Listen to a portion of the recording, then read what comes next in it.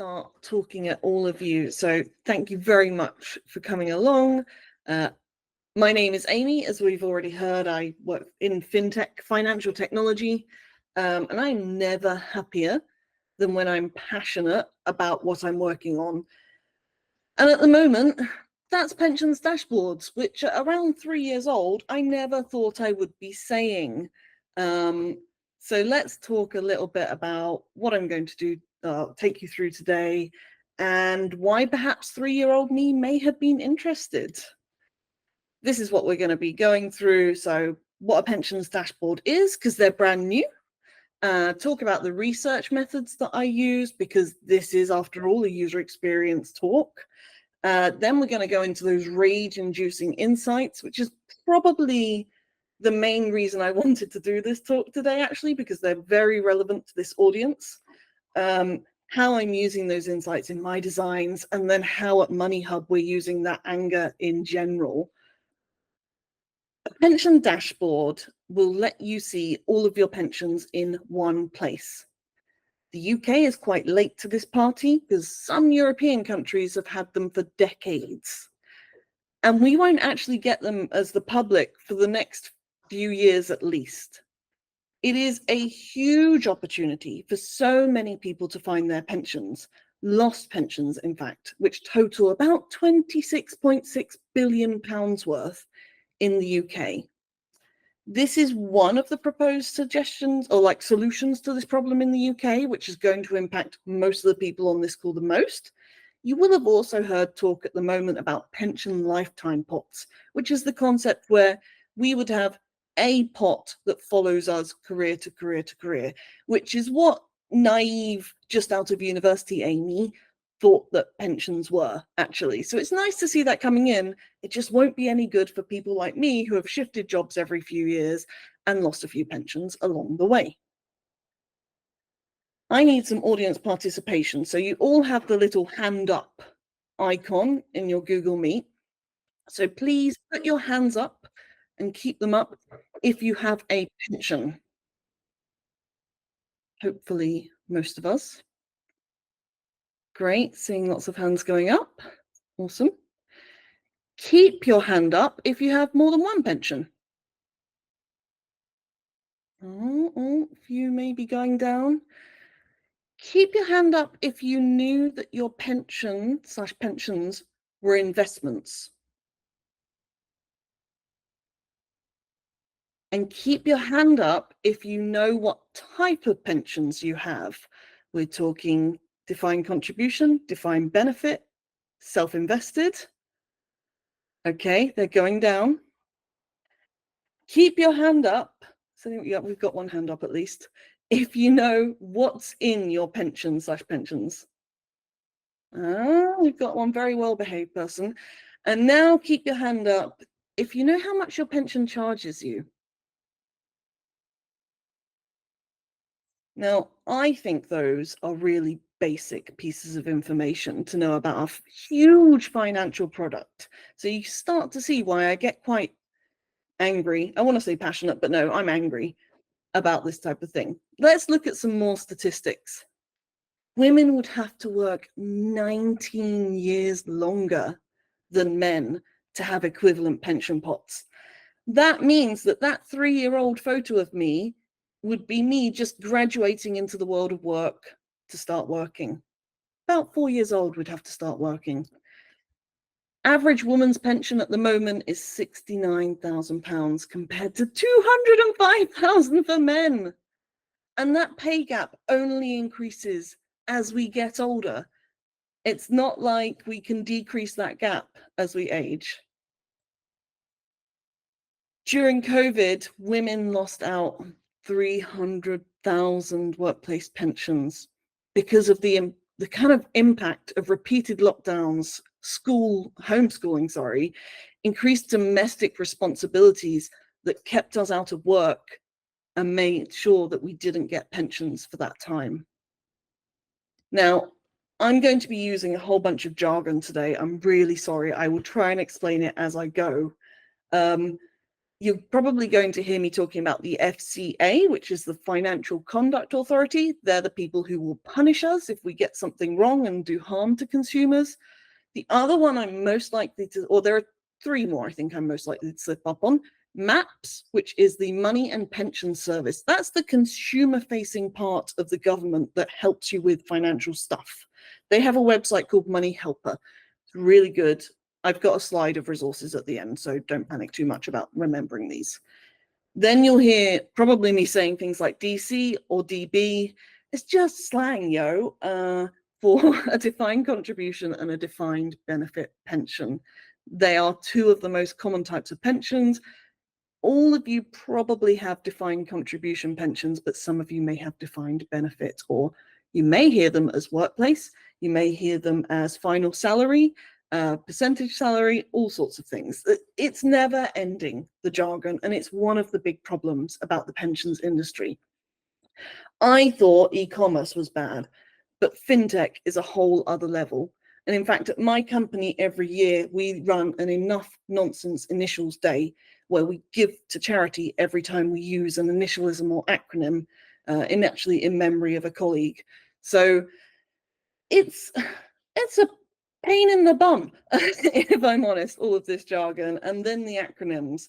ISP is no longer Internet Service Provider, but I couldn't tell you what it's actually meaning to most of my colleagues. So sorry, let me just have a drink and cool myself down. We're not even into the rage-inducing insights yet, and I'm already getting worked up.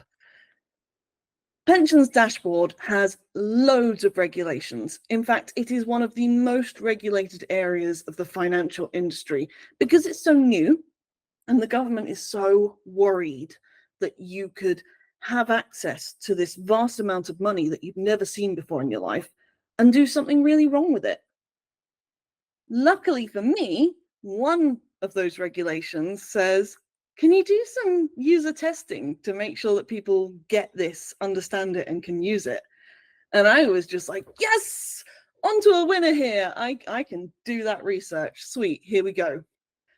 However, there was a problem. The regulations aren't final still. Some haven't even been written yet. We can't see some parts of this process. So part of the pensions dashboard will be an identity verification by the government and a central place for you to give consent. That hasn't been built. I can't see any of it. There's no hints about it yet at all. I can't test an end-to-end flow for this pensions dashboard. There is nothing like this in the UK, and I certainly haven't done anything like this before. And like I said previously, these regulations are so strict. I've had to read hundreds and hundreds of pages of them just to get to a point of understanding. In walks atomic user research. Technically, agile atomic user research. And what this means is I divided the journey of the pensions dashboard up into small micro journeys, shall we say, and I tested each section as I went. So I designed the screens that let you know what the pensions dashboard is and gave you some regulated information. And I tested them. I used those learnings to help me obviously tweak those first designs, but then go on to design the bit that says, great, we've got your pensions results back. Here's what you're expecting to see. And those small pieces were very easy to manage by breaking up this bigger journey, which honestly isn't the biggest journey you'll ever see. But I broke it up in small pieces. It gave me loads of insights. It informed my design as I went along. And I've been able to use those insights to inform a huge amount of the rest of the company. You know, people were keen to hear about this because we just kept coming up with these nuggets of golden insight. So I would highly recommend actually this agile atomic user research, as I've coined the term. So there was something I hinted at in there, and I had been able to build the research capabilities within MoneyHub by having this need, basically. Tell everyone about what you're doing. Invite them all to the sessions. Be clear on every step give loads of research reports, and then I think people will just really be enticed to let you do more research, which is certainly what I'm seeing. Okay, I'm going to take a sip and get my rageometer up on the screen. Here is some insights I took and real quotes from people throughout the testing. Lisa, not a real name, told me that pensions scare her. And this is what surprised me actually most about the sessions. I'd set up my research sessions, planned my questions, written the safeguarding spiels to be like, you don't have to answer any question if you don't want to. We can move on. If you want me to explain anything again, that's fine. What I didn't expect was to spend the last 5 to 10 minutes of every single session correcting assumptions, pointing people to where they could get advice, helping them figure out their next best steps about their pensions. Why are pensions scary? They're not some niche thing. Most of us have pensions, and if you don't, you probably should. Auto-enrollment in the UK has been live since 2012, and that was made possible by the Pensions Act 2008.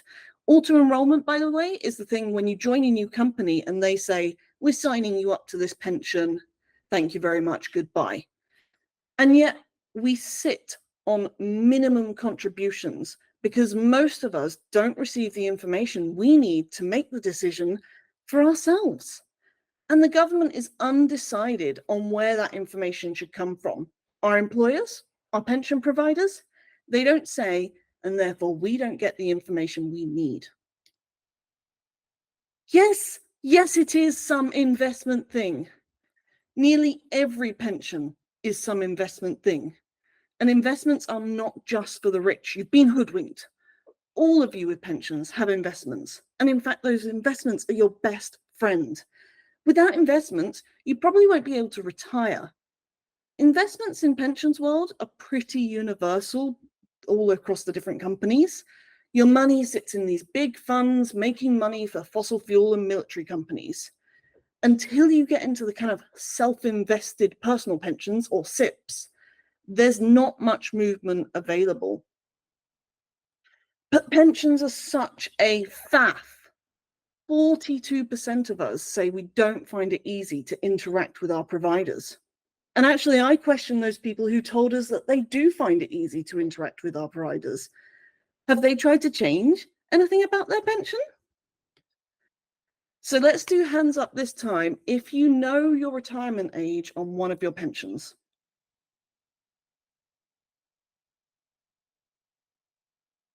Okay. And does anyone know them on 2 or more of their pensions, retirement age? I'm getting there. How about all of them? Do you know retirement age for all of your pensions? It's tricky, right? Okay, hands down, and we'll start again. Have any of you changed your surname with your pension provider?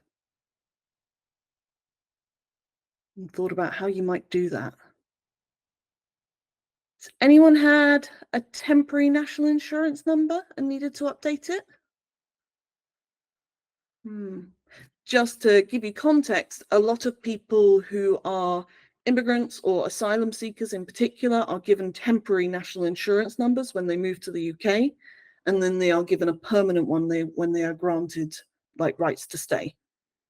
So you're starting to see the most likely people to change their surnames are women. The most likely people to have a temporary national insurance number are those in asylum seeking situations or immigration. And has anyone tried or wanted to change their retirement age? There we go. Did you succeed? Do you mind if I just ask? Yes. How was it? But now you're saying it, I'm questioning whether it was that easy.